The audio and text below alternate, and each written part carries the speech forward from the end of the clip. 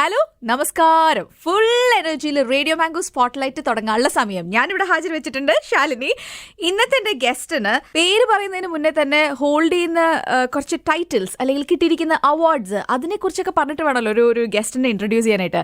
ഇന്നത്തെ എന്റെ ഗസ്റ്റ് ഒരു നാഷണൽ അവാർഡ് വിന്നർ ആണ്. അത്രയ്ക്കും വേണമായിരുന്നു. എന്നാലും ആ സമയത്ത് നമുക്ക് അതിന്റെ ഒരു ഇമ്പോർട്ടൻസ് അറിയില്ലല്ലോ. എന്നാലും നാഷണൽ അവാർഡ് വിന്നർ അല്ലേ, ഇത്ര എളിമയുടെ ഒന്നും ആവശ്യമില്ല. പിന്നെ കുറച്ചിരിക്കട്ടെ, കുറച്ച് അഹങ്കാരൊക്കെ ഇരിക്കട്ടെ.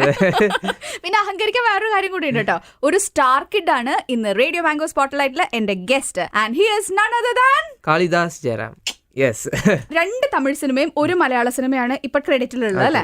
അതിൽ ആദ്യത്തെ സിനിമയുടെ പേര് ഒരു പക്കാ കഥ. രണ്ടാമത്തെ സിനിമയുടെ പേര് പറഞ്ഞു കഴിഞ്ഞാൽ ഞാൻ ഒരു ഗിഫ്റ്റ് തരാം. ആണോ? രണ്ടാമത്തെ സിനിമ മീൻ കുഴമ്പും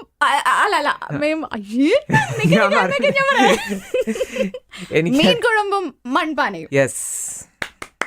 എന്താ ഗിഫ്റ്റ്? അത് ഞാൻ വെറുതെ പറഞ്ഞ. പക്ഷെ ഈ ടൈറ്റിൽ കുറെ പേർക്ക് കൺഫ്യൂഷൻ ആണ്. ഒന്നില് എന്തെങ്കിലും മീൻ ചട്ടിയും മറ്റേതും എന്ന് പറയാ, അല്ലെങ്കിൽ ഇങ്ങനെ വേറെ എന്തെങ്കിലും ഭയങ്കര കുഴപ്പം പിടിച്ച എന്തെങ്കിലും പേര് പറയും. മലയാളികൾക്ക് എളുപ്പം പറയുന്നതായിരിക്കും മീൻകറിയും മൺചട്ടി അങ്ങനെയൊക്കെ. ആക്ച്വലി അതിന് മീനിങ് അതാണ്. പക്ഷെ എന്നാലും പടത്തിന് ടൈറ്റിലിൽ നിന്ന് ബന്ധമേ ഇല്ലാത്ത എന്തെങ്കിലും പറയുമ്പോൾ നമുക്കൊരു ഭയങ്കര ഒരു ഇതായിട്ട് തോന്നും. പക്ഷെ thank you so much title പറഞ്ഞതിന്. അല്ല ചോദിക്കട്ടെ, അപ്പൊ ഏത് ഇന്റർവ്യൂവിന് പോകുമ്പോഴും ആദ്യം തന്നെയാണോ പറയിപ്പിക്കുക? ടെസ്റ്റ് ഇതാണോ? എല്ലാവർക്കും ഇതാണ് ടെസ്റ്റ്. പാസ്സായി കഴിഞ്ഞാൽ ഇവിടെ 4 മണിക്കൂറൊക്കെ ഇരുന്നോളൂ. ഇത് കൂടാണ്ട് നമ്മൾ മലയാളികൾക്ക് ഈ തമിഴ് സിനിമയെക്കാളും കൂടുതൽ മലയാള സിനിമയെ കുറിച്ച് അറിയാൻ കുറച്ച് കൂടുതൽ താല്പര്യം ഉണ്ടാവും. അപ്പൊ മലയാളത്തില് ഫസ്റ്റ് മൂവി പൂമരം. അത് ഈസിയാ. പടം. അതെ, കുറെ ക്യാമ്പസ് ഫിലിംസ് നമ്മൾ കണ്ടു കാണും. എല്ലാരും യൂഷ്വലി പറയുന്നത് ഭയങ്കര ഡിഫറെന്റ് ആയിരിക്കും. പക്ഷെ ഇത് ശരിക്കും ബാക്കിയുള്ള ക്യാമ്പസ് ഫിലിംസിൽ നിന്ന് എനിക്ക് ഡിഫറെന്റ് ആയിട്ട് തോന്നിയോണ്ടാണ് ഞാൻ ഇത് ചൂസ് ചെയ്തത്. അത് ശരി. അപ്പൊ ഇഷ്ടം പോലെ വരുന്നുണ്ടല്ലേ ചാൻസസ്? അങ്ങനെയല്ല, എന്നാലും നമ്മൾ തിരിച്ച് കുറെ നാൾ കഴിഞ്ഞ് മലയാളത്തിൽ ചെയ്യുമ്പോൾ കുറെ എക്സ്പെക്ടേഷൻസ് ഉണ്ടാവും. അപ്പൊ നമ്മൾ ചാടിക്കറി എന്തെങ്കിലും ചെയ്യാൻ പാടില്ല. അപ്പൊ അതിന് വേണ്ടിയിട്ടുള്ള കറക്റ്റ് സ്ക്രിപ്റ്റ് ഇപ്പോഴാണ് കിട്ടിയത്. ഞാനാണ് ചൂസ് ചെയ്തത്. ഓൺ ആൻ ആവറേജ് ഒരു ദിവസം എത്ര സ്ക്രിപ്റ്റുമായിട്ട് എത്ര ആൾക്കാർ വരുമായിരുന്നു കാളിദാസ് ജയറാം എന്ന നടനെ തേടിയിട്ട്? മലയാളത്തിലും ഹിന്ദിയിലും തെലുങ്കും ഒക്കെ ഇൻക്ലൂഡ് ചെയ്ത ടൈം പറഞ്ഞോ. അങ്ങനൊന്നുമില്ല. എന്നാലും നമ്മുടെ ആഡൊക്കെ ഇറങ്ങിയ സമയത്ത് കുറെ ആൾക്കാരൊക്കെ വരുമായിരുന്നു. And more than directors crazy ആയിട്ടുള്ള ഫാൻസ് കുറെ പേരുണ്ടായിരുന്നു. എന്നെ ഞെട്ടിച്ച കുറെ ആൾക്കാരൊക്കെ ഉണ്ടായിരുന്നു. പെൺകുട്ടികളായിരിക്കുമല്ലോ അല്ലെ? അതെ. അപ്പൊ ഞാൻ ശരിക്കും പേടിച്ചു പോയി. അപ്പൊ എനിക്ക് തന്നെ ഈ സ്ഥിതിയാണെങ്കിൽ വലിയ വലിയ ആക്ടേഴ്സിനൊക്കെ എന്തായിരിക്കും സ്ഥിതി? ഞാൻ അങ്ങനെ വേറെ കാര്യമുണ്ട്, കാളിദാസിന്റെ പ്രായം അതല്ലേ? അങ്ങനെയല്ല, വലിയ വലിയ ആക്ടേഴ്സിന്റെ പ്രായം അതല്ലല്ലോ. എന്നാലും ഈ ഒരു ഏജിൽ എനിക്കിത് കിട്ടിയതെന്ന് പറഞ്ഞാൽ ഗോഡ്സ് ബ്ലെസ്സിങ്. വളരെ സന്തോഷമൊക്കെ ഉണ്ട്. അതെ, അത്യാവശ്യം. ഇനി ഞാനൊരു ചോദ്യം അങ്ങോട്ട് ചോദിക്കട്ടെ. പ്രിപ്പയർ ചെയ്താണോ വന്നേക്കണേ? അല്ല, ഒട്ടുമല്ല. ഇന്ന ചോദ്യങ്ങൾ വല്ലതും ശാലി ചോദിക്കുകയാണെങ്കിൽ എന്നൊന്നും ഉത്തരം പറയരുത്, ഇന്ന ചോദ്യങ്ങൾ ചോദിക്കുകയാണെങ്കിൽ ഇങ്ങനെ ഡിപ്ലോമാറ്റിക് ആയിട്ട് ഉത്തരം പറയണം, അങ്ങനെയൊക്കെ പറഞ്ഞ് പഠിച്ചിട്ടാണോ വന്നിരിക്കണേ? ഒരിക്കലും അല്ല. ഞാൻ ഒന്നിനും പ്രിപ്പയർഡ് അല്ല. ഞാൻ ഈവൻ ഫോർ ദിസ് ഇന്റർവ്യൂ ഞാൻ പ്രിപ്പയർഡ് അല്ല. സിനിമയ്ക്ക് ഞാൻ പ്രിപ്പയർഡ് അല്ലായിരുന്നു. കുറച്ചും കൂടെ സ്പോണ്ടേനിയസ് ആയിട്ട് അപ്പോൾ എന്താണ് കിട്ടുന്നത് അതായിരിക്കും ഏറ്റവും നല്ലത്. ചെയ്തു വരുമ്പോൾ അതായിരിക്കും ഏറ്റവും നല്ലത്. അപ്പോൾ ഞാൻ ഒന്നിനും പ്രിപ്പയർ ചെയ്യാറില്ല. എക്സാമിനായാലും പ്രിപ്പയർ ചെയ്യാറില്ല. വണ്ടർഫുൾ. സ്പോട്ട്ലൈറ്റ് തുടങ്ങിയപ്പോഴേ ഞാൻ കാളിദാസിനെ ഇൻട്രൊഡ്യൂസ് ചെയ്തത് ഒരു സ്റ്റാർ കിഡ് ആണ് എന്റെ കൂടെ വന്നിരിക്കണേന്ന് പറഞ്ഞിട്ടാ. അതിൽ എക്സൈറ്റ്മെന്റ് ഒന്നും മുഖത്തില്ലല്ലോ. അതില് എക്സൈറ്റ്മെന്റിനേക്കാളും കൂടുതൽ വേണ്ടത് പേടിയല്ലേ. കാരണം നമ്മുടെ ഒരു പ്രഷറും എന്താ പറയാ, നമ്മുടെ മേളിലുള്ള ഒരു എക്സ്പെക്ടേഷൻ ഒക്കെ ഹ്യൂജ് ആണ്. ലൈക്ക് സാധാരണ ഒരു ആക്ടർ അഭിനയിക്കാൻ വരുന്നതിനേക്കാളും ഡബിൾ എക്സ്പെക്ടേഷൻസ് ആയിരിക്കും ഞങ്ങള് സിനിമയിലേക്ക് വരുമ്പോ. പറഞ്ഞു വന്നപ്പോ ഞാൻ ഒരു മണ്ടത്തരം ശ്രദ്ധിച്ചത്. എക്സൈറ്റ്മെന്റ് എനിക്കല്ലേ വേണ്ടത് അല്ലേ? അല്ല ശരിക്കും അതെന്നെ ചോദിക്കട്ടെ, ഭയങ്കര വലിയ റെസ്പോൺസിബിലിറ്റി ആണോ സിനിമയിലേക്ക് വന്നപ്പോ? കാരണം ജയറാമിന്റെയും പാർവതിയുടെയും മോൻ കാളിദാസൻ, അതും നാഷണൽ അവാർഡ് വിന്നർ എന്നൊക്കെ പറയുമ്പോ. അല്ല ശരിക്കും നല്ലൊരു എക്സ്പെക്ടേഷനും സ്ട്രെസ്സും ഹ്യൂജ് എക്സ്പെക്ടേഷൻസ് ഒക്കെ എല്ലാവരും അടുത്തൊന്നും ഉണ്ടാവും. അത് ഞാൻ മാത്രല്ല, ഇനി സ്റ്റാർ കിഡ് ഞാൻ പറയാൻ ഉദ്ദേശിച്ചു. ഒരു ആക്ടറുടെ സണ്ണോ ഡോട്ടനോ. അതെ, സ്റ്റാർ കിഡിനും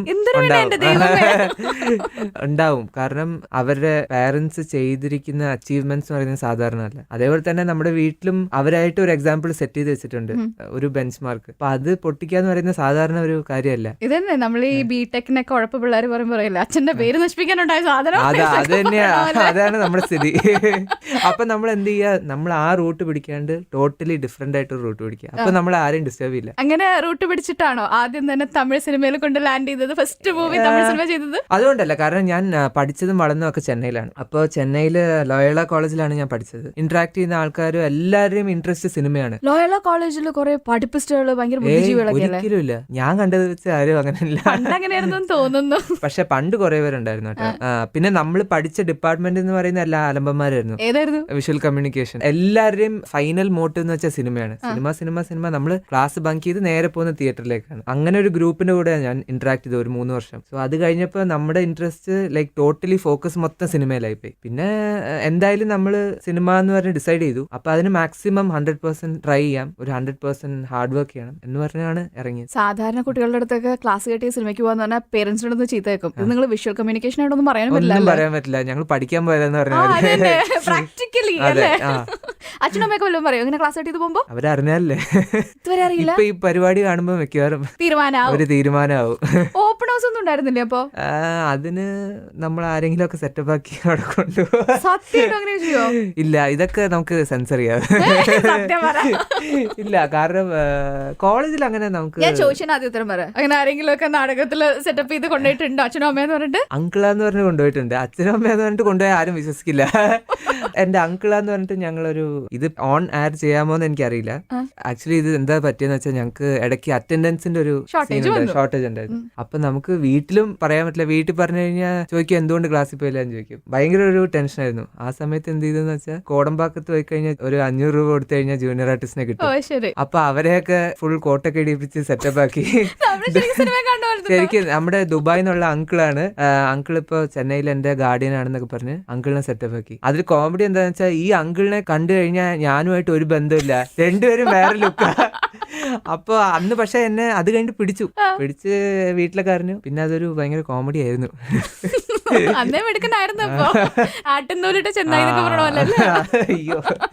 അതെ, ഈ കാളിദാസിനെ വിളിക്കാൻ ഭയങ്കര ബുദ്ധിമുട്ടാട്ടോ. ഞാൻ എന്താ വിളിക്കണ്ടേ? എന്നെ എന്റെ ഫ്രണ്ട്സ് ഒക്കെ എന്നെ കാളി എന്നാണ് വിളിക്കുന്നത്, അല്ലെങ്കിൽ വീട്ടിൽ കണ്ണൻ എന്നാണ് വിളിക്കുന്നത്. എന്റെ പെറ്റ് നെയിം കണ്ണൻ എന്നാണ്. ശരി, കേൾക്കുന്നവർക്ക് മനസ്സിലാൻ വേണ്ടി ഇടയ്ക്കിടയ്ക്ക് കാളിദാസ് കാളി അല്ലെങ്കിൽ കണ്ണൻ. ശരി, സമ്മതിച്ചു. ഇത്രയ്ക്കധികം ഈ സിനിമേനെ അറിഞ്ഞ ഒരാളായോണ്ടേ ചോദിക്കട്ടെ, ഇപ്പോഴത്തെ സിനിമകളൊക്കെ കാണാറുണ്ടോ? ഇപ്പോഴത്തെ മലയാള സിനിമയുടെ ആ ഒരു ട്രെൻഡും ന്യൂ ജനറേഷൻ ട്രെൻഡും ഒക്കെ മനസ്സിലാക്കിയിട്ടുണ്ടോ? പിന്നെ ഐ തിങ്ക് ആ ഒരു ചേഞ്ച് വളരെ നല്ലതാണ്. കുറെ നല്ല സിനിമകൾ ഈ റീസെന്റ് ടൈംസിൽ ഞാൻ കണ്ടു. കാളിദാസ് ജയറാം തീർച്ചയായിട്ടും ഒരു സ്റ്റാർ കിഡ് ആണല്ലോ. ശരി, അപ്പൊ ഓൾറെഡി നമുക്ക് കുറെ സ്റ്റാർ കിഡ്സ് ഓൾറെഡി വന്നു. ഫഹദ് ഫാസിൽ വന്നു, ദുൽഖർ സൽമാൻ വന്നു, ഇപ്പൊ ദാ പ്രണവ് മോഹൻലാൽ വരുന്നു പറയണു. അപ്പൊ കാളിദാസിന് തോന്നി ഇനിയും ഞാൻ വെയിറ്റ് ചെയ്താൽ ശരിയാവൂല, വേദന സിനിമയിൽ ഇറങ്ങണം തോന്നിയിട്ടാണ് വന്നത്? അങ്ങനൊന്നുമില്ല. ലൈക്ക് നമ്മളങ്ങനെ കോമ്പറ്റീഷൻ അങ്ങനെ ഒരു ഇതില്ല. നമ്മൾ ഇന്ന് എങ്ങനെയായിരുന്നു അതിനേക്കാളും ബെറ്റർ ആയിട്ട് നാളെ ഉണ്ടാവണം എന്ന് പറഞ്ഞാണ് ഞാൻ എപ്പോഴും ആലോചിക്കുന്നത്. ഒരു സ്റ്റാർട്ടിംഗ് ട്രബിൾ ഉണ്ടായിരുന്നു സിനിമയിലോട്ട് കയറാൻ വേണ്ടിട്ട്, നായകനായിട്ട് രണ്ടാമത്തെ ഉണ്ടായിരുന്നു. ഞാനൊരു ആഡ് ചെയ്തായിരുന്നു. അപ്പൊ ആഡാണ് ശരിക്കും ഒരു ടോട്ടലി നേഷൻ വൈഡ് ഹിറ്റ് ആയിരുന്നു. അതായിരുന്നു എന്റെ ഒരു വലിയ ബ്രേക്ക് എന്ന് പറയുന്നത്. പറഞ്ഞായിരുന്നു PKയുടെ ഡയറക്ടർ രാജു റാണി സർ അപ്പനെ വിളിച്ചിട്ട് എന്റെ അടുത്ത് സംസാരിക്കണം എന്ന് പറഞ്ഞിട്ട് വിളിച്ച് സംസാരിച്ചപ്പോ പറഞ്ഞു you have A very good future, അപ്പോ വെറുതെ വേസ്റ്റ് ചെയ്ത് കളയരുത്, സോ അത് പ്രോപ്പറായിട്ട് യൂട്ടിലൈസ് ചെയ്യാൻ അറിയാവുന്ന ഡയറക്ടേഴ്സിനോട് വർക്ക് ചെയ്യണം. അങ്ങനെയൊക്കെ എനിക്കൊരു കുറെ നേരം അഡ്വൈസ് ചെയ്തു. പുള്ളിയുടെ സിനിമകൾ ഞാൻ ഫസ്റ്റ് ഡേ എപ്പോഴും തിയേറ്ററിൽ പോയി കാണുന്ന ഒരാളാണ്. ഇപ്പൊ തരും. ഇല്ല, അങ്ങനെ നമുക്ക് ചോദിക്കാൻ പറ്റില്ല. എന്നാലും കിട്ടുകയാണെങ്കിൽ സന്തോഷം. ഇതൊക്കെ ഇപ്പൊ സ്പോട്ട്ലൈറ്റ് കണ്ട് സാർ തരുവാണെങ്കിൽ നല്ലതല്ലേ. ശരി, അപ്പൊ ഇപ്പോഴത്തെ ഒരു സിനാറിയോയില് ഏതൊക്കെ ഡയറക്ടേഴ്സിന്റെ കൂടെ വർക്ക് ചെയ്യാനാ കാളിദാസിന് പേഴ്സണലി ഇഷ്ടം? ഞാൻ ഇഷ്ടപ്പെടുന്ന കുറെ പേര് എന്നെ ഓൾറെഡി അപ്രോച്ച് ചെയ്ത് തുടങ്ങി കഴിഞ്ഞു. അപ്പോൾ ഞാൻ അത് കുറച്ചും കൂടെ സൈലന്റ് ആയിട്ടിരിക്കുക. കാരണം അത് കറക്റ്റ് ആയിട്ട് work out I don't want to jinx it. വെറുതെ പറഞ്ഞ് ജിങ്സ് ചെയ്യിപ്പിക്കണ്ട. ആക്ച്വലി അതല്ല കാര്യം. നമ്മൾ ആരുടെങ്കിലും പേര് പറഞ്ഞ് വേറെ ആരുടെങ്കിലും പേരിൽ ഇൻക്ലൂഡ് ചെയ്തില്ലെങ്കിൽ അയാൾക്ക് ദേഷ്യം വന്നാലോ? അങ്ങനൊന്നുമില്ല. അങ്ങനെ കുറെ പേർക്ക് ദേഷ്യം ഉണ്ടായിട്ടുണ്ട്, അതുകൊണ്ട് കുഴപ്പമില്ല. ഇതല്ല, ഇതിനപ്പുറവും ചാടിക്കിടന്നവരാണ് കാളിദാസ് അല്ലേ? ശരി, പക്ഷെ മലയാള സിനിമയിൽ ആദ്യം വിളിച്ചത് എബ്രിഡ് ഷൈൻ ആണല്ലോ. എങ്ങനെ ഈ പൂമരം വന്നത് കാളിദാസിന്റെ അടുത്ത്? പൂമരം എന്ന് പറയുന്നത് ശരിക്കും ആദ്യം ഞാൻ ആക്ഷൻ ഹീറോ ബിജു തിയേറ്ററിൽ കണ്ടിട്ട് ഞാൻ ഷൈൻ ചേട്ടനെ ഫോണിൽ വിളിച്ചു. സൂപ്പർ ആയിരിക്കുന്നു, എനിക്ക് ഭയങ്കര ഇഷ്ടമായി, പടം ഭയങ്കരമായിട്ട് ഇഷ്ടമായി. അപ്പൊ അത് പറഞ്ഞപ്പോ ഷൈൻ ചേട്ടൻ എന്നോട് ചോദിച്ചു, നീ ചെയ്യുന്നില്ലേ, മലയാളത്തിലൊന്നും സിനിമ ചെയ്യുന്നില്ലേ, എന്റെ അടുത്തൊരു സ്ക്രിപ്റ്റ് ഉണ്ട്, നീ ചുമ്മാ കേട്ട് നോക്കുന്നു പറഞ്ഞു. അപ്പോഴേക്കും ആദ്യം ഓൾറെഡി 2 തമിഴ് ചെയ്തിരുന്നോ? 2 തമിഴ് ചെയ്തിരുന്നു. ഞാൻ ചോദിച്ചപ്പോൾ ഞാൻ ജസ്റ്റ് ഒന്ന് കഥ കേട്ടു. കഥ കേട്ടപ്പോൾ ഞാൻ ശരിക്കും എനിക്ക് ഇംപ്രസ് ആയി. പിന്നെ അത് മിസ് ചെയ്യാൻ പാടില്ല എന്ന് തോന്നി. പിന്നെ അത് ചെയ്തു. പിന്നെ ഏതെങ്കിലും ഒരു സ്ക്രിപ്റ്റ് നമുക്ക് അറിയാണ്ട് എങ്ങാൻ മിസ്സായി പോയി വേറെ ആരെങ്കിലും ചെയ്ത് അത് ഹിറ്റ് ആയി കഴിഞ്ഞാൽ പിന്നെ തീർന്നു. ഇല്ല, നമ്മള് അത് വേറെ ആരെങ്കിലും ചെയ്യുന്നതിനേക്കാളും നമ്മളത് മിസ് ചെയ്തു എന്നുള്ളൊരു വിഷമം എപ്പോഴും ഉണ്ടാവും. ഞാൻ അപ്പ അങ്ങനെ കുറെ മിസ് ചെയ്ത് ഞാൻ കണ്ടിട്ടുണ്ട്. 4-5 സിനിമകള് അപ്പ മിസ് ചെയ്ത് വേറെ ആക്ടേഴ്സ് ചെയ്ത് ഹിറ്റായി ഞാൻ കണ്ടിട്ടുണ്ട്. അപ്പോൾ ആ ഒരു ഇത് എനിക്ക് വരാൻ പാടില്ല എന്ന് പറഞ്ഞാണ് ഞാൻ ഇത് അക്സെപ്റ്റ് ചെയ്തത്. നല്ല പ്ലാൻ ഇങ്ങനെ ഇരിക്കുന്നേ ഉള്ളൂ. സത്യം പറയൂ, നല്ല പ്ലാനിങ്ങോട് കൂടി തന്നെയാണോ ഇൻഡസ്ട്രിയിൽ വന്നത്? ഇറ്റ് ജസ്റ്റ് ഹാപ്പൻഡ് എന്ന് പറയുന്ന ഒരാളാണോ? പണ്ടോട്ടേ എനിക്ക് ആക്ടിംഗ് ആയിരുന്നു ഇൻട്രസ്റ്റ്. എപ്പോഴെങ്കിലും സിനിമയിൽ എത്തണം എന്നായിരുന്നു. പക്ഷെ ഞാൻ പ്ലാൻ ചെയ്യാത്തത് ഇത്രയും പെട്ടെന്ന് എത്തും എന്നുള്ള കാര്യം എനിക്ക് അറിയില്ലായിരുന്നു. കാരണം ഞാൻ വിചാരിച്ചത് കുറച്ചും കൂടെ ടൈമൊക്കെ എടുത്ത് പതുക്കെ ഒരു 26-27 ആ സമയത്തൊക്കെ ഒന്ന് ട്രൈ ചെയ്യാം എന്നുള്ളൊരു ഇതിലായിരുന്നു. ഇതിപ്പോ പെട്ടെന്നായിരുന്നു. ആ ഒരു സ്റ്റേജിൽ ഞാൻ മിമിക്രി ചെയ്ത് അത് ഹിറ്റായി. അത് കഴിഞ്ഞിട്ട് ആഡ് ചെയ്തു, അതും ഹിറ്റായി. അപ്പൊ ഞാൻ തൊടുന്നതെല്ലാം പൊന്നാവുകയാണ്. ഒരിക്കലും ഞാൻ അങ്ങനെ പറയില്ല. ഇതെന്തോ ഒരു ബ്ലെസ്സിംഗ് എന്ന് പറയാം. അത് കിട്ടി. ആൻഡ് ഇനിയും അത് ഞാൻ യൂട്ടിലൈസ് ചെയ്യണം. അത് ഇങ്ങനെ വെറുതെ ടേക്ക് ഇറ്റ് ഫോർ ഗ്രാൻറ്റഡ് ആവാണ്ട് കറക്റ്റ് ആയിട്ട് ഇനി ഞാൻ തൊടുന്നതെല്ലാം പൊന്നാവണം. അങ്ങനെയും പറയാം. ഞാനല്ലേ പറയണ്ട, ഇനി എസ് മൂളിയാ മതി. എന്റെ വീടും അപ്പൂന്റെ. ഈ സിനിമയില് അങ്ങനെ അച്ഛനും അമ്മയും അപ്പവും വസുദേവും ഒക്കെ ഹാപ്പി ആയിട്ട് ജീവിച്ചു എന്ന് പറഞ്ഞിട്ടാണല്ലോ എൻഡ് ചെയ്യണത്. അതിനുശേഷം ഇപ്പൊ 2016 എവിടെയായിരുന്നു വസുദേവ് എത്ര നാളും? അത് തന്നെ ഞാൻ എന്നോട് ചോദിക്കുന്നത്. ശരിക്കും പറഞ്ഞ ആ സിനിമ കഴിഞ്ഞപ്പോ ഒബ്വിയസ്ലി പഠിത്തത്തിൽ ഒരു ഇത്തിരി പുറയിലേക്കായി. പിന്നെ തോറ്റോ അങ്ങനൊന്നുമില്ല. പിന്നെ അമ്മയുടെ സ്ട്രിക്റ്റ് ആയിട്ടുള്ള ഓർഡേഴ്സ് ഉണ്ടായിരുന്നു. മേലാൽ ആ ഏരിയയിലേക്ക്, സിനിമയുടെ ഏരിയയിലേക്ക് പോയാൽ എന്നെ കൊല്ലുന്നു പറഞ്ഞായിരുന്നു. പിന്നെ ഞാൻ സ്റ്റഡീസിൽ കോൺസെൻട്രേറ്റ് ചെയ്തു. അന്നെന്തായിരുന്നു IAS പഠിക്കായിരുന്നു? IAS അല്ല, ബേസിക് ആയിട്ടുള്ള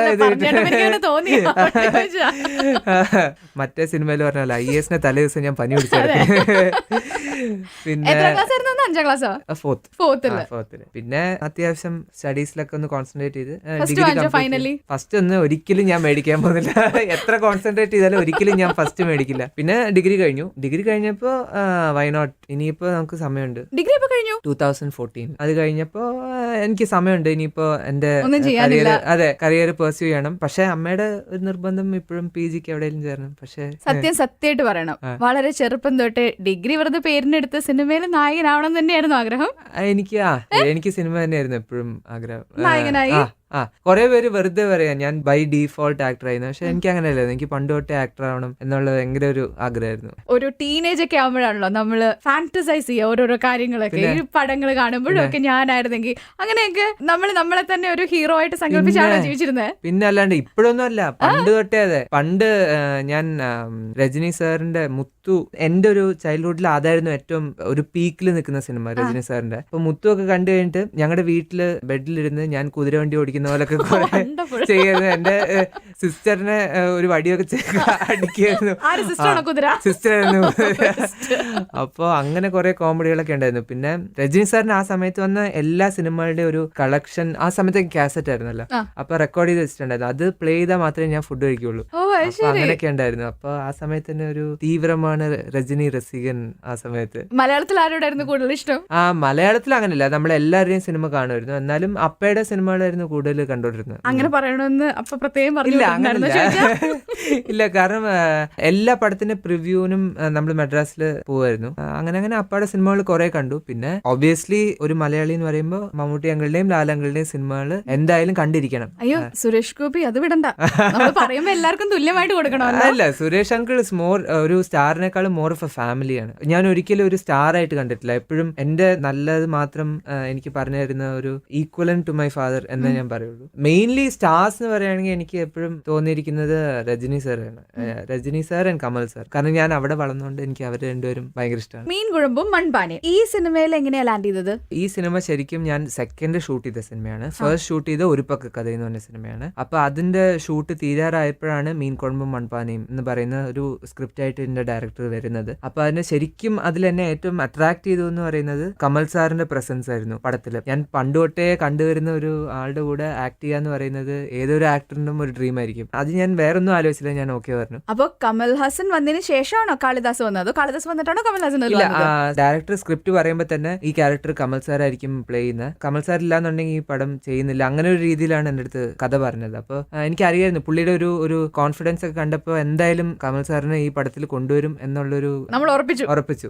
പിന്നെ പ്രഭു സാറിന്റെ പ്രൊഡക്ഷനും കൂടെ ആയതുകൊണ്ട് അവര് തമ്മിലുള്ള ഒരു റിലേഷൻഷിപ്പ് എന്ന് പറയുന്നത് ഭയങ്കര സ്ട്രോങ് ആണ്. അപ്പോൾ സാറും കൂടെ പറഞ്ഞപ്പോ പെട്ടെന്ന് ഓക്കെ പറഞ്ഞു. ഞങ്ങൾ പോയി കണ്ടത് മൺഡേ ആണെങ്കിൽ കമൽ സാറ് ഞങ്ങൾക്ക് വെനസ്ഡേ ഡേറ്റ് തന്നു. അപ്പൊ അത്രയും പെട്ടെന്നായിരുന്നു സാർ ഷൂട്ട് ചെയ്തത്. ഒറ്റ ദിവസം ഷൂട്ടായിരുന്നു. ശരിക്കും ഞാൻ ആ മോണിറ്ററിൽ പോയി നോക്കിയപ്പോ എനിക്ക് വിശ്വസിക്കാൻ പറ്റിയില്ല, ഞാനും കമൽ സാറും ഒരു ഫ്രെയിമിൽ നിൽക്കുന്നത്. അത് ശരിക്കും ഒരു പ്രൗഡ് ആയിട്ടുള്ള ഒരു മൊമെന്റ് ആയിരുന്നു. പക്ഷെ ഫ്രെയിമിലല്ലാതെ നിങ്ങൾ ഭയങ്കര ഫാമിലി ഫ്രണ്ട്സ് ഒക്കെ അല്ലേ? ഫാമിലി ഫ്രണ്ട്സ് വേറെ അല്ലേ, നമ്മൾ എന്നാലും വർക്ക് ചെയ്യുമ്പോൾ ഒരുമിച്ച് വർക്ക് ചെയ്യാന്ന് പറയുന്നത് അതൊരു ഡിഫറെന്റ് സ്പേസ് ഷെയർ ചെയ്യാന്ന് പറയണ അല്ലേ? ഇതിന്റെ ഇടയ്ക്ക് ഞാൻ പല പ്രാവശ്യം കേട്ടിട്ടുണ്ടായിരുന്നു കണ്ണന്റെ അച്ഛന്റെ വലിയൊരു ഫ്രണ്ടും കൂടി ആയതുകൊണ്ടാണ് കമൽ സാർ ആദ്യം വന്നത് എന്നൊക്കെ. ഒരിക്കലും അല്ല, ശരിക്കും അത് നമ്മളൊരു ബാക്കപ്പ് പ്ലാൻ ആയിട്ട് വെച്ചേക്കായിരുന്നു. ഇതില് സാർ എന്തെങ്കിലും വരുന്നില്ല, അത് ബിസിയാണെന്ന് പറയുകയാണെങ്കിൽ അപ്പയെ കൊണ്ട് പറയിപ്പിക്കാം എന്നുള്ളൊരു ബാക്കപ്പ് പ്ലാനിലായിരുന്നു. പക്ഷെ അത് ഞങ്ങൾ ഞെട്ടിപ്പോയി. ശരിക്കും സാർ ആദ്യം പറഞ്ഞത് ശിവാജി സാർ ഫാമിലിക്കാക I will come and do it എന്ന് പറഞ്ഞു. ആദ്യം തന്നെ ഓക്കെ പറഞ്ഞു. നമുക്കാണ് ശരിക്കും പ്രിപ്പയർ ചെയ്യാൻ ടൈം ഇല്ലായിരുന്നു. സാർ ഇത്രയും പെട്ടെന്ന് ഡേറ്റ് വരുന്നത് നമുക്ക് അറിയില്ലായിരുന്നു. അപ്പൊ നമ്മളെല്ലാം ഇപ്പൊ ഫുൾ സ്പീഡിൽ ബാക്കി കാര്യങ്ങളൊക്കെ റെഡിയാക്കാൻ കുറെ ബുദ്ധിമുട്ടി. ഈ പടത്തിന്റെ ട്രെയിലറും ടീസറും അതിന്റെ പാട്ടും ഒക്കെ കണ്ടപ്പോ ഭയങ്കര ഡാൻസറാന്ന് തോന്നുന്നു. ഇല്ല, ഞാൻ ചെറുപ്പം തൊട്ട് ഡാൻസ് പഠിച്ചിട്ടുണ്ട്. എനിക്ക് ഭയങ്കര ഇൻട്രസ്റ്റ് ഡാൻസ് ചെയ്യാൻ. അങ്ങനത്തെ ഇതൊരു പക്കാ മസാല പടം അല്ലേ? യെസ്, പ്രോപ്പർ ഒരു കമേഴ്ഷ്യൽ ഫാമിലി എന്റർടൈൻമെന്റ്. ഇതിൽ ഡാൻസ് ഉണ്ട്, പാട്ടുണ്ട്, ഫൈറ്റിൽ ഒരു ഫൈറ്റ് അത്രേ ഉള്ളൂ. ആ ട്രെയിലറിൽ കാണുന്ന അത്രേ ഉള്ളൂ. ഇതിൽ ഏത് ചെയ്യാനായിരുന്നു കൂടുതൽ എളുപ്പമായിട്ട് തോന്നിയത്? നമ്മളുടെ ഒരു പ്രായമൊക്കെ വെച്ചിട്ട് റൊമാൻസ് ആയിരിക്കും. ആക്ച്വലി റൊമാൻസ് ഈസി ആയിരുന്നു. ഉണ്ടോ റൊമാൻസ്? ഉണ്ട്. അല്ലല്ല, ശരിക്കും ഉണ്ടോന്നാണ് ഞാൻ സിനിമയിലാണ് ഉദ്ദേശിച്ചത്. ശരിക്കും നമുക്ക് അതിനുള്ള ടൈം ഇല്ലല്ലോ. കറക്റ്റ് ആയിട്ട് സമയം ഉണ്ടെങ്കിൽ അതിന് നമുക്ക് എന്താ പറയാ, ഞാൻ പിന്നെ ചോദിക്കാം. പിന്നെ പറയാം. ശരി, അപ്പൊ സിനിമയിലെ റൊമാൻസ് വരാം. സിനിമയിലെ റൊമാൻസിലെ ഹീറോയിൻ ആഷ്ന ജവേരി ആയിരുന്നു. ഈ പടത്തിൽ ഏറ്റവും നന്നായി വർക്ക്ഔട്ട് ആയിരിക്കുന്ന കോമഡിയാണ്. ആരുടെ? എന്റെയും പ്രഭു അങ്കിളുടെയും. ഞങ്ങൾ തമ്മിലാണ് കൂടുതൽ സീൻസും കോമ്പിനേഷൻ. അപ്പൊ ശരിക്കും അങ്കിളുടെ ടൈമിംഗ് എന്ന് പറയുന്നത് വേറെ ലെവലാണ്. അപ്പൊ നമ്മൾ അതിനോട് മാച്ച് ചെയ്ത് നിൽക്കുക എന്നുള്ളതാണ് നമ്മുടെ ജോലി. കഷ്ടപ്പെട്ടോ കാളിദാസ്? പിന്നെ ഒന്ന് ആലോചിച്ച് നോക്കിയാ, എന്റെ കൂടെ ആക്ട് ചെയ്യുന്ന പ്രഭു സാറും ഊർവശി മാമും. ഒന്ന് ആലോചിച്ച് നോക്കിയാ, അപ്പൊ അവർ കോമഡി എന്ന് പറയുന്ന അവർക്ക് ഈസിയാണ്. പിന്നെ അവർ കുറെ എനിക്ക് അഡ്വൈസും ഇതൊക്കെ തന്നു എങ്ങനെയാണ് ചെയ്യേണ്ടതെന്നൊക്കെ. പിന്നെ ഈസിയായി. നല്ലൊരു സ്കൂളിൽ പോയി പഠിച്ചു. സർട്ടിഫൈഡ് ആയി. അതുകൊണ്ട് പോവനം ചെയ്യാൻ എളുപ്പമായിരിക്കും അല്ലേ മലയാള സിനിമ? അത് നമ്മൾ ചെയ്ത തമിഴ് പടം ഒരു ടോട്ടൽ കമേഴ്ഷ്യൽ മൂവിയായിരുന്നു. ഇതൊരു കുറച്ചും കൂടെ ഒരു ഡിഫറെന്റ് ആയിട്ടുള്ള ഒരു ജോണറാണ്. ഇതിൽ കുറച്ചുകൂടി റിയലിസ്റ്റിക് ആണോ?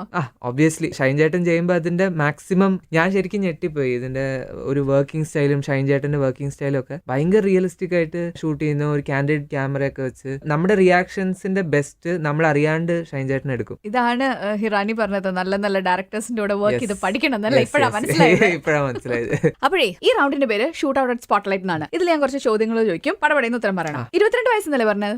22 വയസ്സുള്ള എനിക്ക് ഇതുവരെ ഉണ്ടായിട്ടുള്ള റിലേഷൻഷിപ്സ്, ഗേൾ ഫ്രണ്ട്സ്. ഇതിന് പടപടയെന്ന് ഞാൻ ഉത്തരം പറയാം. ഇതിനാണോ പടപടയെന്ന് ഉത്തരം പറയണ്ട? നമ്പർ പറഞ്ഞാൽ 22 വർഷത്തിനിടയ്ക്ക് എനിക്ക് ഉണ്ടായിട്ടുള്ള ഗേൾ ഫ്രണ്ട്സിന്റെ എണ്ണം 2 ഈ 2 പേര് അങ്ങോട്ട് പോയി അപ്രോച്ച് ചെയ്യണോ തിരിച്ച് ഇങ്ങോട്ട് വരാണോ ചെയ്തത്? പ്രപ്പോസ് ചെയ്യാണോ ചെയ്തത്? ഞാൻ പോയാണ്. ആണോ? 2 പേരും ഒരേ സമയത്താണോ അതോ? അയ്യേ, അങ്ങനെയൊക്കെയാണെങ്കിൽ പടപടയെന്ന് ഉത്തരം പറയണം. ഒരിക്കലും അങ്ങനല്ല. ശരി, ആദ്യത്തെ റിലേഷൻഷിപ്പ് ഉണ്ടായിരുന്ന വർഷം? ഇങ്ങനെയൊക്കെ ഡ്യൂറേഷൻ ഒരു 8 to 9 months. രണ്ടാമത്തെ ഒരു 1 year. റിലേഷൻഷിപ്പ് പൊട്ടിയത് എന്റെ കയ്യിലിരിപ്പുണ്ട്. രണ്ടുപേര് മ്യൂച്വൽ അണ്ടർസ്റ്റാൻഡിങ് ആണ് പൊട്ടിയതാണല്ലേ? ഞാൻ ബ്യൂട്ടി പാർലറിൽ പോവാറുണ്ട്. Yes or no? ഒരിക്കൽ പോലും പോയിട്ടില്ല. മുടി വെട്ടാൻ പോവാറുണ്ട്. ബ്യൂട്ടി പാർലറിൽ മുടി വെട്ടാനല്ല പോണത്. പോവാറില്ല. ഒന്നും ചെയ്യല്ല. ഫേഷ്യൽ ഒന്നും ചെയ്തിട്ടില്ല? ഇല്ല, ഇതുവരെ ചെയ്തിട്ടില്ല. ഓക്കെ. ഈ ഇൻഡസ്ട്രിയില്, മലയാളം ഇൻഡസ്ട്രിയില് ഇപ്പോഴത്തെ കണ്ടംപററീസിൽ ഞാൻ ഏറ്റവും കൂടുതൽ പേടിക്കുന്നത് എന്നെ തന്നെ.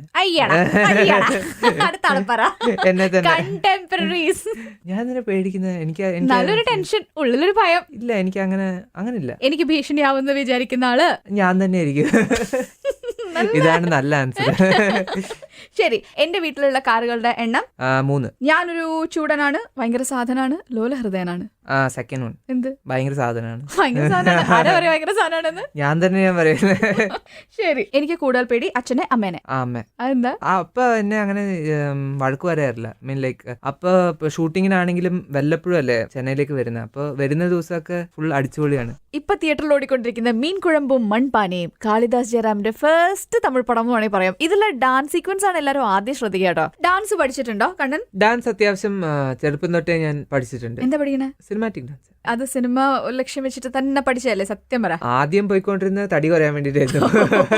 എത്ര കിലോ ഉണ്ടായിരുന്നു? ഒരു 110 കിലോ ഉണ്ടായിരുന്നു. ആണോ? ഇപ്പൊ എത്ര ഉണ്ട്? ഇപ്പൊ എന്താ എനിക്ക് 70-75. എത്ര ഹൈറ്റ്? 6. ബോഡി മാസ് ഇൻഡെക്സ് ഒക്കെ വെച്ചിട്ട് കറക്റ്റ് ആണല്ലോ അല്ലേ? ഇപ്പൊ ആയിരിക്കും. എനിക്ക് അതൊന്നും ഞാൻ നോക്കാറില്ല. പാന്റ് ടൈറ്റ് ആവാതെ നോക്കാറുണ്ട്. അത്രേ ഉള്ളൂ. ശരി. അപ്പൊ ആദ്യം പോയത് വണ്ണം കുറയ്ക്കാൻ. ഇപ്പൊ പിന്നെ എന്തിനാ പോയത്? പിന്നെ ഒബ്വിയസ്ലി നമ്മൾ സിനിമ എന്ന് പറഞ്ഞ് ഡിസൈഡ് ചെയ്ത് കഴിഞ്ഞപ്പോ അതിനുള്ള പ്രിപ്പറേഷൻസ്, ചെറിയ ചെറിയ കാര്യങ്ങൾ, ഡാൻസ് പഠിക്കുക. പിന്നെ എന്തൊക്കെ പഠിച്ചു സിനിമയ്ക്ക് വേണ്ടിട്ട്? ഒരു പക്ക കഥയായിരുന്നു എന്റെ ഫസ്റ്റ് മൂവി. അപ്പൊ അതിന്റെ ഷൂട്ടിന് മുമ്പ് ഒരു 1 month ഞാൻ ഒരു ആക്ടിങ് ക്യാമ്പിന് പോയി. ആ സിനിമയുടെ ആക്ടിങ് ക്യാമ്പിന്. അപ്പൊ മെത്തേഡ് ആക്ടിങ് എന്ന് പറയുന്ന സാധനം ഞാൻ അപ്പോഴാണ് ആദ്യം പഠിക്കുന്നത്. ശരിക്കും ക്യാരക്ടറിൽ ഇറങ്ങിപ്പോയി എങ്ങനെ പെർഫോം ചെയ്യാം എന്നുള്ള കാര്യം അവരെന്നെ പഠിപ്പിച്ചു തന്നു. ആൻഡ് ആ സിനിമയ്ക്ക് അത് ഭയങ്കര യൂസ്ഫുൾ ആയിരുന്നു. ഡാൻസ് പഠിച്ചു എന്ന് പറഞ്ഞില്ലേ? ഈ ഡാൻസ് പഠിച്ച ഏറ്റവും കൂടുതൽ ഉപകാരമായത് മറ്റേ മീൻ കുഴമ്പും മൺപാനിക്കുമായിരിക്കും അല്ലേ? അതെ, കാരണം ഒരു പക്ക കഥയിലും ഡാൻസ് ഇല്ലായിരുന്നു. പൂമരത്തിലും അങ്ങനെ അതിന്റെ വലിയ ആവശ്യം ഉണ്ടായിട്ടില്ല. ഇതിലാണ് ശരിക്കും പറഞ്ഞ ഒരു 3 പാട്ട് ഡാൻസ് ഉള്ള ഒരു സോങ്സ് ഉണ്ട്. അപ്പൊ അത് കുറച്ച് ഈസി ആയി. സന്തോഷമായോ അത് കിട്ടിയപ്പോ? ആ ഡാൻസ് കിട്ടിയപ്പോ പഠിച്ചതിന് കൂടെ ഉണ്ടായി. അതെ അതെ, കുറച്ചൊക്കെ ഹാപ്പി ആയി. കാരണം ഏതൊരു ആക്ടറിനും ഒരു ആഗ്രഹം ഉണ്ടാവും ഒരു കമേഴ്ഷ്യൽ സിനിമയിലെങ്കിലും തുടക്കത്തിലൊന്ന് ആക്ട് ചെയ്യണത്. ആ ഒരു ആഗ്രഹം ഇതില് എനിക്ക് ഫുൾഫിൽ ആയി. ആ പാട്ടൊക്കെ കണ്ടപ്പോ എനിക്ക് തോന്നിയത് എന്താ അറിയോ, എന്തൊരു എനർജിയാ ഡാൻസ് ഒക്കെ കളിക്കുന്ന സമയത്ത്. ഇത്ര എനർജി ബൂസ്റ്റർ ഒക്കെ തന്നെയാണോ? അത് ഫുൾ ആക്ടിങ് ആയിരുന്നു. കാരണം എനിക്ക് ഇത്ര എനർജി ഒന്നും ഇല്ല ശരിക്കും. ഇല്ല, കാരണം നമ്മള് രാവിലെ തൊട്ട് രാത്രി വരെ ഈ സോങ് ഷൂട്ട് ചെയ്യും. രാത്രി തൊട്ട് തിരിച്ച് അടുത്ത ദിവസം രാവിലെ വരെ വേറൊരു സോങ് ഷൂട്ട് ചെയ്യും. അങ്ങനെ ഒരു 3 ദിവസമായിരുന്നു നമ്മള് ഷൂട്ട് ചെയ്തത്. അപ്പൊ ശരിക്കും ഡ്രെയിൻ ഔട്ട് ആയി ഞാൻ ടോട്ടലി. പിഴിഞ്ഞെടുത്തു. ഇനിയൊന്നും ഇല്ലായിരുന്നു. അപ്പൊ ഞാൻ ഭയങ്കര കഷ്ടപ്പെട്ട്, എന്നിട്ട് ലാസ്റ്റ് ഡേ ഭയങ്കര ഫീവർ ഒക്കെ ഉണ്ടായിട്ടാണ് ഞാൻ സോങ് കംപ്ലീറ്റ് ചെയ്തത്. കഷ്ടപ്പെട്ട് തീർത്തു പറയണല്ലേ? ശരിക്കും ഡെഡിക്കേഷൻ ചെയ്യേണ്ടി വന്നു. ഇതിന്റെ സംവിധായകനോട് ചോദിച്ചാൽ പറയും, ഇതിലെ നായകൻ കണ്ണൻ കഷ്ടപ്പെട്ട് പനിയൊക്കെ വന്നിട്ടാണ് ചെയ്തതെന്നൊക്കെ പറയുമ്പോൾ ഒരു സന്തോഷം കേൾക്കുമ്പോ. അതെ, ഏത് ആക്ടറിനും അങ്ങനെ സന്തോഷം ഉണ്ടാവില്ലേ? ആരാ എനർജി ബൂസ്റ്റർ വീട്ടില്? സിസ്റ്റർ ഭയങ്കരാണ്. അയ്യോ, ശരിക്കും ഞാൻ ഞെട്ടിപ്പോയിട്ടുണ്ട്. രാത്രിയും രാവിലെ ഒക്കെ ഒരേപോലത്തെ എനർജി. ഇത്ര എനർജി എവിടുന്നാണോ കിട്ടുന്നത് ദൈവത്തിനറിയാം. പിന്നെ എന്റെ ഏറ്റവും വലിയ ക്രിട്ടിക്കും സിസ്റ്ററാണ്. എന്താണെങ്കിലും കൊള്ളില്ല എന്നാണെങ്കിൽ അത് brutally, she is very brutally honest. അപ്പൊ മുഖം നോക്കി കൊള്ളില്ല എന്ന് പറയും. നല്ലതാണെങ്കിൽ അതേപോലെ തന്നെ പോയ ഒരു അവസ്ഥ പറഞ്ഞേ, അങ്ങനെ മുഖത്ത് നോക്കി കൊള്ളില്ല എന്ന് പറഞ്ഞിട്ട്. ഞാൻ ഡ്രസ്സിംഗിൽ അത്രയും ശ്രദ്ധിക്കാറില്ല. എനിക്ക് അങ്ങനെ ഒരു ഡിസൈനറോ അങ്ങനെ ആരും ഇല്ല. അപ്പൊ ഞാൻ എനിക്ക് എന്ത് തോന്നുന്നു, ഒരു ടീഷർട്ടോ ജീൻസോ എടുത്തിട്ട് ഞാൻ പുറത്തു പോകും. ചില സമയത്തൊക്കെ ഞാൻ ഏതെങ്കിലും ഒക്കെ എടുത്തിട്ട് ഡ്രസ്സൊക്കെ ഇട്ട് പുറത്തു പോകുമ്പോ എന്നെ ശരിക്കും ചീത്ത വിളിക്കാറുണ്ട്. ഇത് ഒട്ടും ബോധമല്ലേ എന്നൊക്കെ ചോദിക്കുക. എന്തെങ്കിലുമൊക്കെ മര്യാദയ്ക്ക് ഡ്രസ്സ് ചെയ്തിട്ട് പോകുന്ന പറയും. ആൻഡ് അമ്മയും സിസ്റ്ററുമാണ് എന്റെ ലുക്കൊക്കെ ഡിസൈൻ ചെയ്യുന്നത്. അല്ല, ഈ പടത്തിലെ ഡാൻസും റൊമാൻസും ഒക്കെ കണ്ടിട്ട് എന്താ അനിയത്തി പറഞ്ഞേ, ചക്കിക്ക് ശരിക്കും പടം ഭയങ്കരമായിട്ട് ഇഷ്ടമായി. റൊമാൻസിന്റെ അല്ല, മെയിൻലി ആ പടത്തിന്റെ കോമഡി പോർഷൻസ് ഒക്കെ ചക്കിക്ക് ഭയങ്കരമായിട്ട് ഇഷ്ടമായി. ആൻഡ് മെയിൻലി ചക്കിയുടെ എന്റെ സിസ്റ്ററിന്റെ ഏജിലുള്ള ഗ്രൂപ്പിലെ ആൾക്കാർക്കാണ് ഈ പടം കൂടുതൽ ഇഷ്ടമാവുന്നത്. കാരണം ആ ഒരു ഏജ് ഗ്രൂപ്പില് നല്ല ഒരു ടൈം പാസ്, ഒരു കോമഡി ഉള്ള ഒരു മൂവി ആയിരിക്കും മീൻ കുഴമ്പും. കുറ്റമൊന്നും പറഞ്ഞില്ല കണ്ടിട്ട്? ലുക്സിനെ കുറിച്ച് ഒന്നും? ആക്ടിങ് വേണമെങ്കിൽ കുറച്ചും കൂടി ഇമ്പ്രൂവ് ചെയ്യാം എന്ന് പറഞ്ഞു എന്റെ അടുത്ത്. അത് പിന്നെ ഇല്ല, ആക്ടിങ് കുറച്ചും കൂടെ ഇമ്പ്രൂവ് ചെയ്യാനുണ്ട് എന്നൊക്കെ പറഞ്ഞു. പിന്നെ ഞാൻ എത്ര നന്നായിട്ട് ചെയ്താലും എന്തെങ്കിലുമൊക്കെ കുറ്റം കണ്ടുപിടിക്കും. അതെ, അത് ശരിക്കും വേണം, നല്ലതാണ്. കൂടെ അങ്ങനെ വീട്ടിൽ തന്നെ അങ്ങനെ ആളുള്ളത് നല്ലതാണ്. അത് ഇത്രയും ഓണസ്റ്റ് ആവുമ്പോ അതെ. പിന്നെ നമുക്ക് പേടിയാണ് എങ്ങനെങ്കിലും നന്നാക്കണം. ചക്കിയെ കൊണ്ട് നല്ലത് പറയിപ്പിക്കാം, അതാണ് എന്റെ അൾട്ടിമേറ്റ് ഗോള്. ചക്കി നല്ലത് പറയുകയാണെങ്കിൽ ആ പടം സൂപ്പർ ഹിറ്റ്. പഠിത്തം കഴിഞ്ഞാൽ പിന്നെ കരിയർ നോക്കുക, അതാണല്ലോ നമ്മുടെ നാട്ടിലേക്ക് ഒരു സമ്പ്രദായം. അങ്ങനെ നോക്കുമ്പോ കരിയർ ചൂസ് ചെയ്യേണ്ട കറക്റ്റ് സമയത്താണ് സാക്ഷാൽ കാളിദാസ് ജയറാം അങ്ങ് ചെന്നൈയിൽ നിന്ന് കേരളത്തിലേക്ക് വണ്ടി കയറിയത്. കുറെ പേര് പറഞ്ഞു, എനിക്ക് കുറച്ച് അഡ്വൈസ് ഒക്കെ തന്നു, ഇപ്പൊ എന്തിനാ ഭയങ്കര ഏർലി അല്ലേ, അങ്ങനെയൊക്കെ കുറെ പേര് പറഞ്ഞു. പക്ഷെ എനിക്ക് തോന്നുന്നു കറക്റ്റ് ഏജ് ആണ്. ഇപ്പൊ ഞാൻ 22. നമ്മളെ 22 വയസ്സിലൊക്കെ പിടിച്ച് കല്യാണം കഴിപ്പിക്കാന്നൊക്കെ പറയില്ലേ, അതുപോലെ എനിക്ക് ആൾക്കാർ പറയാല്ലേ. ഇല്ല, കാരണം എനിക്ക് ശരിക്കും ട്രയൽ ആൻഡ് എററിന്റെ ഒരു ടൈം കുറേ ഉണ്ട്. അപ്പൊ എനിക്ക് എത്ര വേണേലും എക്സ്പെരിമെന്റ് ചെയ്യാം, എന്ത് ടൈപ്പ് ക്യാരക്ടേഴ്സ് വേണേലും ചെയ്യാം. പതുക്കെ എനിക്കൊരു ടെൻഷനും ഇല്ല. സിനിമാ താരം ആവണമെന്നുള്ള ആഗ്രഹത്തിൽ തന്നെ വന്ന ആളല്ലേ. അപ്പൊ എന്തൊക്കെ കാര്യങ്ങളാ സ്വന്തം ലുക്സിലും അല്ലാതെയൊക്കെ നോക്കിയിരുന്നത്? അത് ഞാൻ നേരത്തെ പറഞ്ഞ പോലെ എന്റെ സിസ്റ്ററും അമ്മയും പറഞ്ഞു കഴിഞ്ഞിട്ട് ഞാൻ പുറത്തൊക്കെ പോകുമ്പോൾ കുറച്ചും കൂടെ പ്രസന്റബിൾ ആയിട്ട് പോകാൻ ട്രൈ ചെയ്യും. ഇന്നിപ്പോ പ്രസന്റബിൾ ആയിട്ടാണോ ആണോ? അത് ആരാ പറയണ്ടേ? ഞാനല്ല പറയണ്ടേ. നല്ല പ്രസന്റബിൾ ആയിട്ടാ വന്നേക്കണേ. അപ്പൊ കുഴപ്പമില്ല, അതിൽ രക്ഷപ്പെട്ടു. കുറെ ഉടുപ്പൊക്കെ വാങ്ങിച്ചു വെച്ചിട്ടുണ്ടോ ഇങ്ങനെ ഇന്റർവ്യൂസിനൊക്കെ പോകുമ്പോ? മെയിൻലി അത് ഞാനൊന്നും അതിനെപ്പറ്റി ബോദർ ചെയ്യാറില്ല. അതൊക്കെ ഇന്ന് ബോദർ ചെയ്തോ? സത്യം പറ. ഇന്ന് ശരിക്കും ഞാനല്ല, അതിന്റെ അമ്മയും സിസ്റ്ററും പറയുന്നതാണ്. ഇന്നിപ്പോ സ്പോട്ട്ലൈറ്റ് ഇന്റർവ്യൂവിന് വിളിച്ചു കഴിഞ്ഞപ്പോ ഇന്ന് ഏത് ഡ്രസ് ഇടുന്നു എന്നുള്ള കൺഫ്യൂഷനിൽ നിന്നോ? ഞാൻ ആദ്യം പോയി കബോർഡ് തുറന്നു, ആദ്യം കണ്ട ഒരു പാന്റ് ഷർട്ട് എടുത്തിട്ടു. പിന്നെ റേഡിയോയിൽ ആളെ കാണില്ലല്ലോ, അതുകൊണ്ട് കുഴപ്പമില്ല. പക്ഷെ ഇവിടെ വന്ന് ഞങ്ങൾ വീഡിയോ എടുത്തപ്പോ ഞാൻ ഞെട്ടിപ്പോയി. വേറെ ഇടായിരുന്നു. ഇല്ലല്ല, ക്ലവർ ആയിട്ട് തന്നെ വന്നിരിക്കണേ. കുഴപ്പമില്ല. എന്നിട്ട് വേറെ എന്തൊക്കെ നോക്കിയിരുന്നു?